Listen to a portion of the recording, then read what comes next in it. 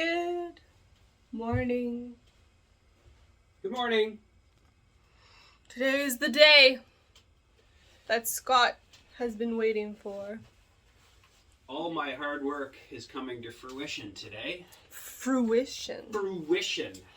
That boat is going down in the water with its brand new bottom on it.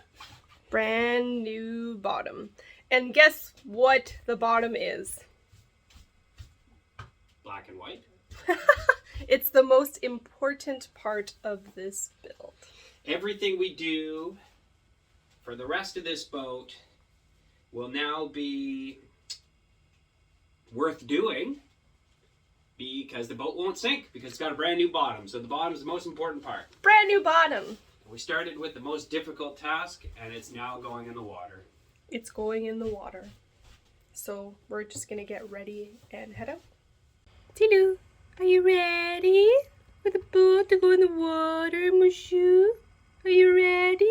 Oh, you're so ready, Mushu. Yeah, you're a sweet boy.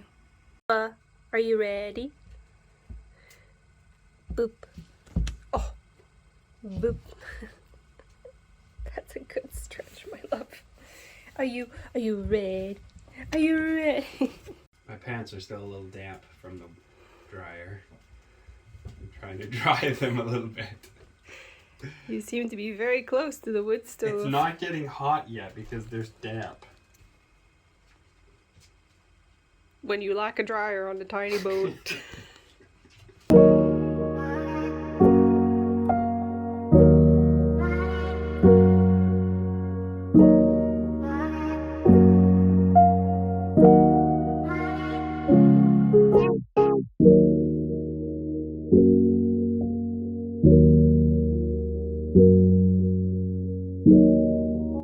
It's cold. It's a little chilly this morning. It's warm. But it's going to warm up to 6 degrees with the sun in the afternoon. And that's just beautiful for putting the boat back in the water.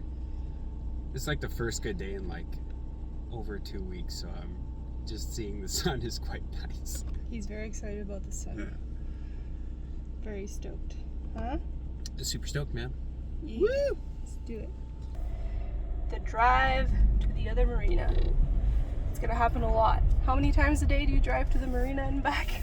Well, if we walk the dogs midday, probably 2 or 3. I think I might have to get a bike. It's a lot of driving, and you will see this drive a lot. It is what it is. It's part of it. We are here.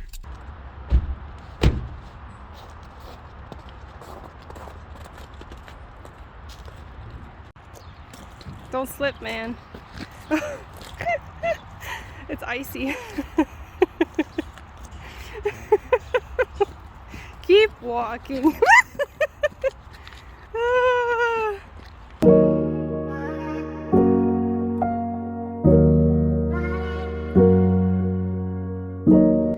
In the past few days, we've had terrible weather, and the boat shed, which is right here, almost sunk.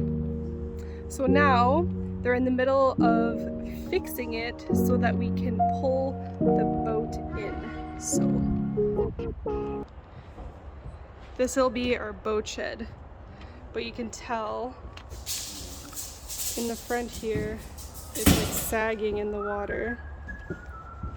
The Fraser River froze from one side to the other. So what happened is that when the ice broke, it came down the river because there's a lot of tides, and it destroyed a lot of things on the river, a lot of docks and stuff. So the boat shed, unfortunately, was one of them.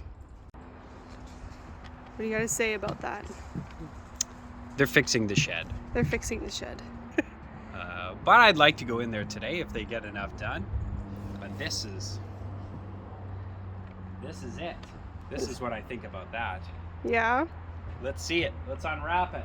Let's unwrap the boat. Yay! Bravo! The worst part about the tarp system is getting into that hole. This hole. Crawling into this hole is always an adventure. Let's do it.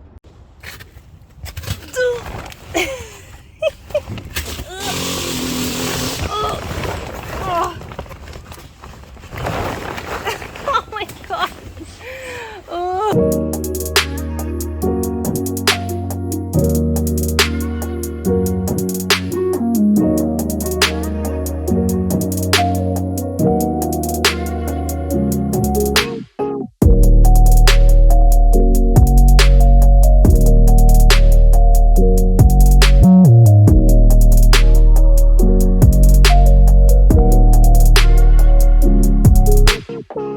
Are you done? Yeah, for now I think that's pretty good. Okay, you ready? Yeah. You ready? I'm ready. All right, let's do this. Come on out. Brand new door. You don't have to go through a lot of grossness. I know. Very exciting. Very Watch your exciting. Okay. Still very icy.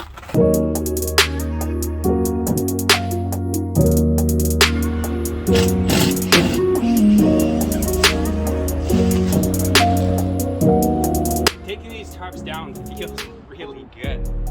Like I busted my hump for like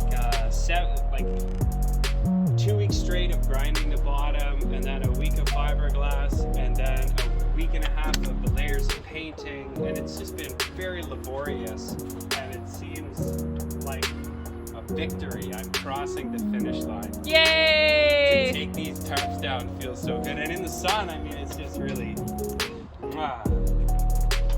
it's like this.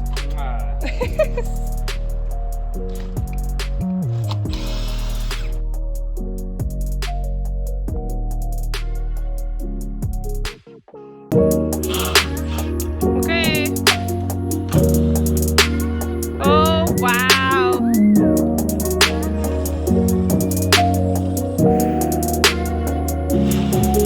Looking good. Oh, yeah.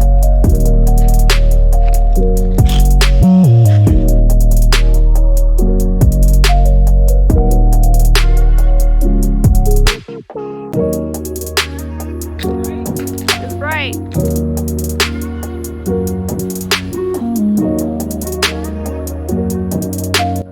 So now we have to clean up all of these tarps.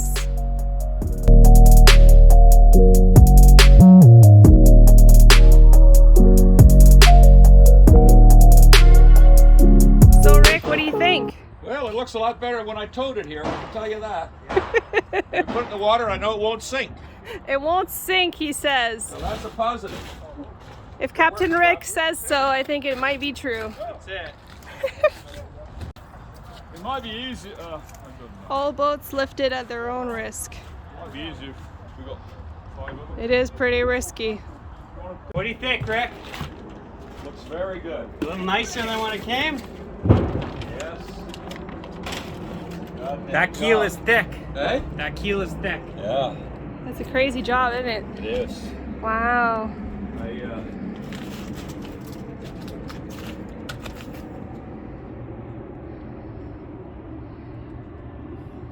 What a beaut. Yes, that's a beast. That beautiful original keel in there with the other one gone. Yeah, it looks great. What do you think, Rick? Oh, it's good. Very good. It'll Very good. It's Rick approved. it'll probably outlast the both of us. That's the plan with boats. Yeah, that's the plan.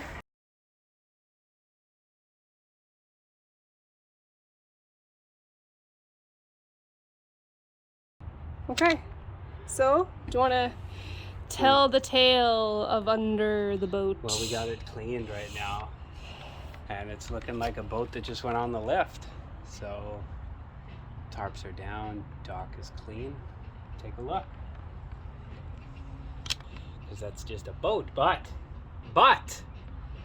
I have a couple of videos or a couple of clips of it when it first came out, and there was like clams the size of a softball. So from that to this is pretty remarkable. It hasn't had this since, well, probably since 1984 when it was built, this kind of care. So it's ready to go through another 50 years. Easy, easy, easy. So this white that you see here is this is the white that you see on just about every boat. It's called gel coat. It's one part of the gel coat, and then you add a hardener to it, and it stinks really badly, but it's kind of like an epoxy style paint. And it's very, very durable. So what you're looking at here is 3 layers of it on the side, and underneath is a build-up.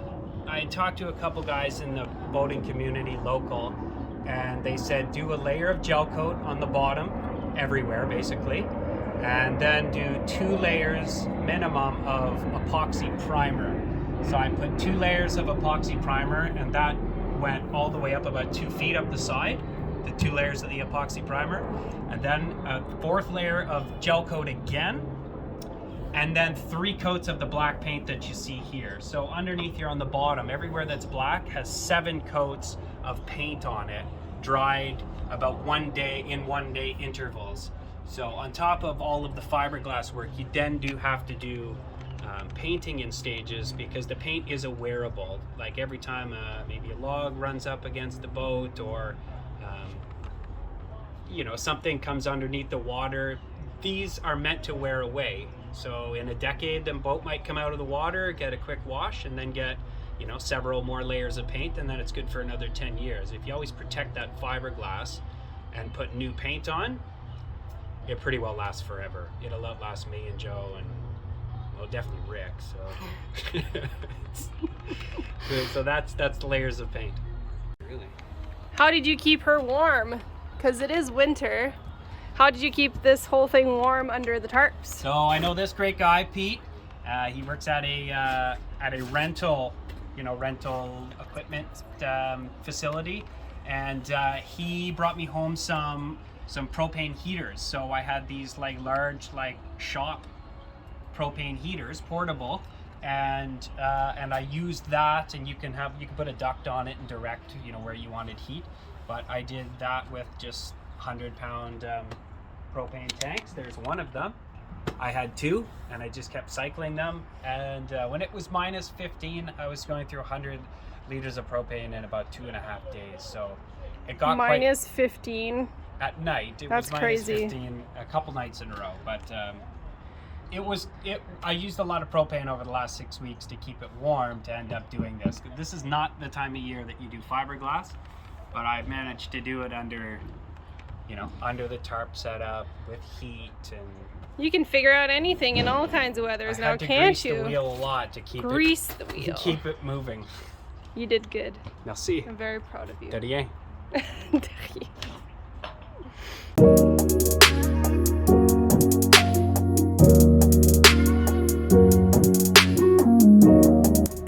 So we're gonna strap some of those blocks down so that they don't float when the float goes up. Yes. Then I don't know. Then we're gonna go down in the water. Then we're gonna go down in the water. How many of the blocks?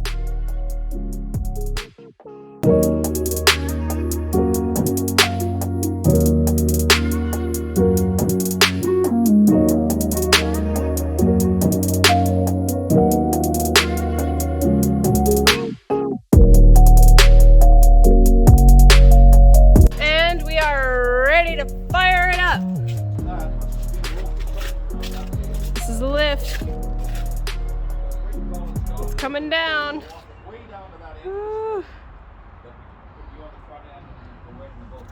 Very exciting. This is a pretty loud process, so I'm going to try to show you as much as I can. So yeah, we are 5 people that are going to be working on this. Yeah, so let the adventure begin. Let's go back in the water.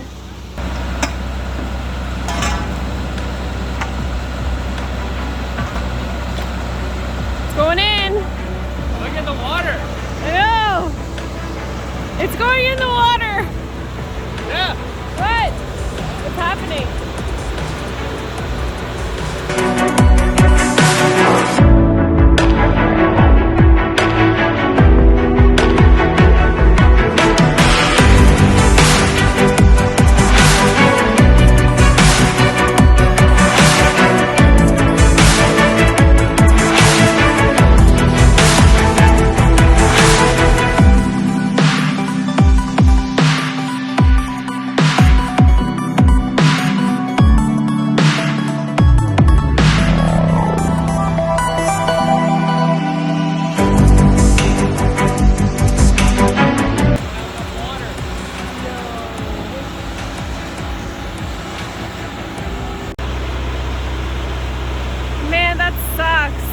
How close were we? A couple of feet. You need 2 or 3 feet. Damn. Tomorrow morning. Tomorrow morning? So, tell me as the sun sets on the day. The lift needs so much water underneath it. It obviously goes down in the water, and the lift went aground. The tide is going out. It has been for a bunch of hours, so we're just a little late in the day, but I mean, I had high hopes. But the lift went aground, Careful. and we didn't have enough water underneath of it. I'm so sorry. The tide will come up again. It will go down again. It will come back up in the morning for high tide. I'll check what time that is. And we will do this in the morning. Hope for the best. Yeah, it'll be Monday morning, so we won't have as many hands around. Oh. But that's okay. We've got a plan. We got some people. Okay. We can do it. We can do it. Yeah. The walk of shame. Or the walk of disappointment. It's the long, lonely road of loneliness. Not enough water. Not It enough didn't work. water. Man. I'm disappointed. Things like this happen though. Unfortunately. But I'm learning to channel it, because anger is unnecessary, even though I'm angry inside yeah. of anger. So much work. You have no idea how many hours of work and how shitty it was. And it was, it touched the water. It was like this close. It was really close. Anyway. There's always tomorrow. We're gonna do it tomorrow in the morning. I think it's around noon is the next kind of high tide, slack tide, which is great. So It'll be okay. c'est ça. C'est ça. Well, it's the end of the day. We're back home. Back home. Coming home. Go see the little duggies. Take them for a walk. Another walk. Have a beer. Have a beer. It was supposed to be well deserved. It was well deserved. It was We well worked deserved. hard, It's but ready. it's just, anyways. So I guess we'll see you tomorrow. Well, it'll go in the water tomorrow. It's going in the water tomorrow. It's actually going to rain all day tomorrow, so that's not super awesome. But, c'est ça. It'll go in the water tomorrow. More. Have a good night. You too.